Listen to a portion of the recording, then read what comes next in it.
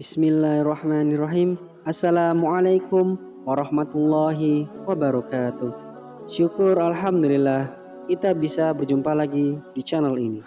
Salawat dan salam selalu dan tetap tercurahkan kepada junjungan kita Nabi besar Muhammad Sallallahu Alaihi Wasallam. Allahumma sholli ala Sayyidina Muhammad wa ala ali Sayyidina Muhammad. Harapan dan doa saya tentunya semoga saudaraku semuanya selalu diberikan kesehatan, dilapangkan rezekinya, diampuni dosa-dosanya, dan dipanjangkan umurnya. Amin ya robbal alamin. Sahabat yang beriman yang dirahmati Allah Subhanahu wa Ta'ala, ada 5 perkara dan jangan sampai perkara tersebut diceritakan kepada orang lain, walaupun orang itu adalah istri kita atau orang-orang yang kita cintai. 5 perkara ini jangan siapapun tahu, cukuplah hanya kita dengan Allah saja yang tahu. Lalu apa saja 5 perkara itu? Yang pertama adalah dosa atau aib kita sendiri. Islam melarang kita untuk membuka atau menceritakan aib sendiri setelah Allah menutupnya. Rasulullah Shallallahu Alaihi Wasallam bersabda, setiap umatku akan mendapatkan ampunan dari Allah Azza wa Jalla kecuali al-mujahirin, yaitu semisal ada seorang laki-laki yang mengerjakan sebuah perbuatan buruk pada malam hari, kemudian ia menjumpai di waktu subuh dan Allah telah menutupi aibnya berupa perbuatan buruk. Lalu laki-laki tersebut mengatakan, wahai fulan, aku telah mengerjakan sebuah perbuatan buruk atau jelek ini dan itu. Maka itulah orang yang malamnya Allah telah menutupi aibnya, lalu ia membuka aibnya sendiri di waktu subuh. Hadis riwayat Bukhari dan Muslim. Syekh Muhammad bin Shalih Al-Utsaimin rahimahumullah mengatakan, al-mujahirin adalah orang-orang yang menunjukkan bahwa ia telah berbuat maksiat kepada Allah Azza wa Jalla. Rasulullah Shallallahu Alaihi Wasallam bersabda, setiap umatku dimaafkan kecuali orang yang terang-terangan melakukan maksiat, dan termasuk terang-terangan adalah seseorang yang melakukan perbuatan maksiat di malam hari. Kemudian di paginya ia berkata, wahai fulan, kemarin aku telah melakukan ini dan itu, padahal Allah telah menutupi aibnya. Dan di pagi harinya ia membuka tutupan Allah atas dirinya.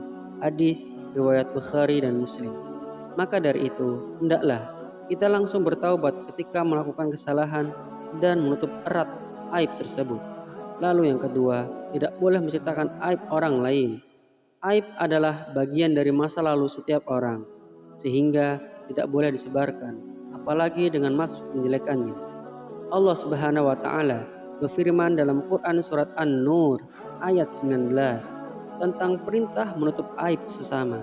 Sesungguhnya orang-orang yang ingin agar berita perbuatan yang amat keji itu tersiar di kalangan orang-orang yang beriman, bagi mereka azab yang pedih di dunia dan di akhirat, dan Allah mengetahui sedang kamu tidak mengetahui.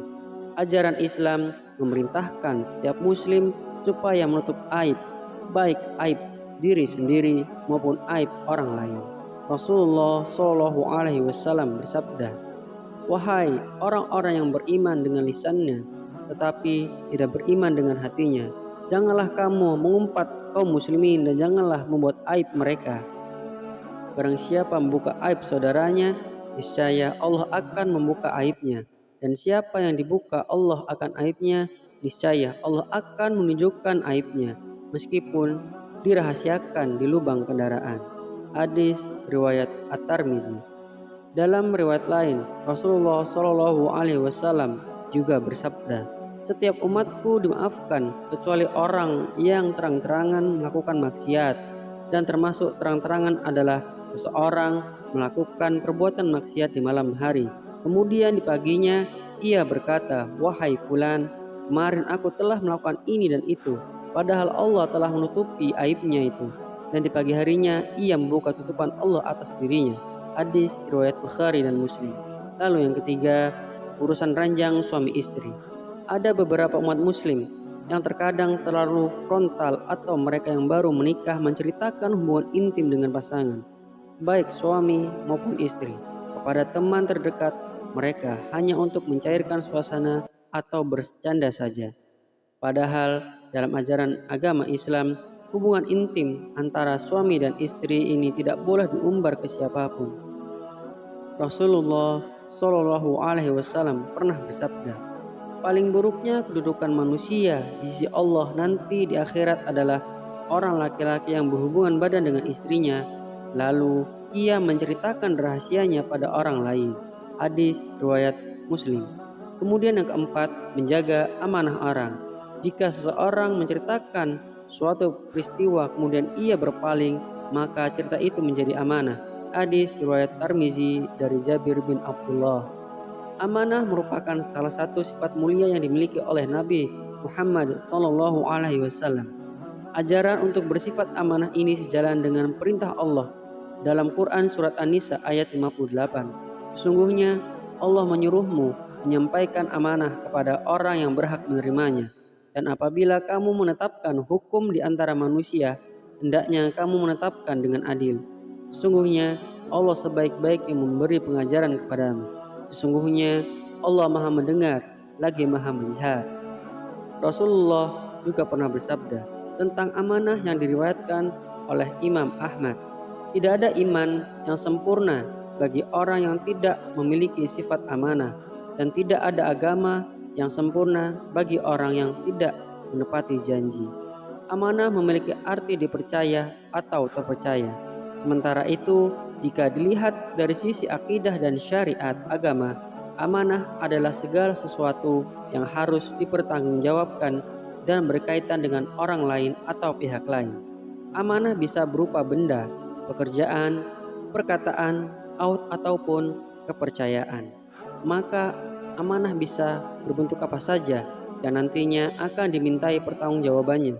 Sebagai contoh, dalam pergaulan sehari-hari, kita sering mendengar cerita dari rekan atau sahabat tentang diri mereka dan juga orang lain. Sadar atau tidak, benarnya cerita itu tersebut menjadi amanah buat kita karena dipandang sebagai amanah. Itu menjadi rahasia yang harus kita jaga. Setiap cerita yang sampai kepada kita pada dasarnya semua adalah amanah. Apakah itu benar atau salah? Keduanya harus dirahasiakan. Rasulullah Shallallahu Alaihi Wasallam sabda, barang siapa yang menutupi aib saudaranya, maka Allah akan menutupi aibnya di dunia dan di akhirat kelak. Hadis riwayat Ibnu Majah.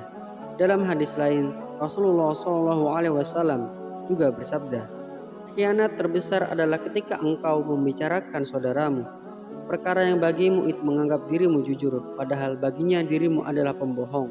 Hadis riwayat Bukhari.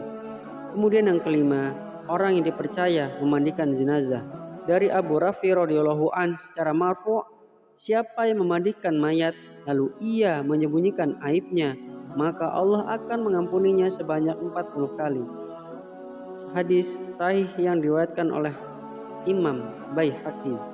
Dalam hadis ini terdapat penjelasan tentang keutamaan orang memandikan mayat, lalu melihat airnya kemudian menutupinya. Orang yang melihat kekurangan pada mayat itu ada dua macam. Yang pertama yang berkaitan dengan kondisinya, dan yang kedua yang berkaitan dengan tubuhnya. Jenis yang pertama misalnya, jika ia melihat perubahan wajah yang menghitam dan menjadi jelek pada mayat, maka ini bisa jadi merupakan tanda su'ul khotimah. Kita mohon kepada Allah untuk keselamatan dirinya, maka dia tidak boleh menceritakan kepada orang lain, aku telah melihat orang ini dalam kondisi seperti ini, karena ini berarti mengungkap aibnya, sementara orang itu telah pergi menghadap Rabb-Nya.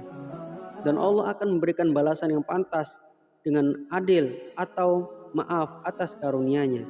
Dan yang kedua, seperti jika ia melihat cacat di punggung mayat yang selama hidupnya ia ditutupi dari orang lain, maka orang yang menutupinya saat kematiannya mendapatkan pahala ampunan yang besar sebanyak 40 kali.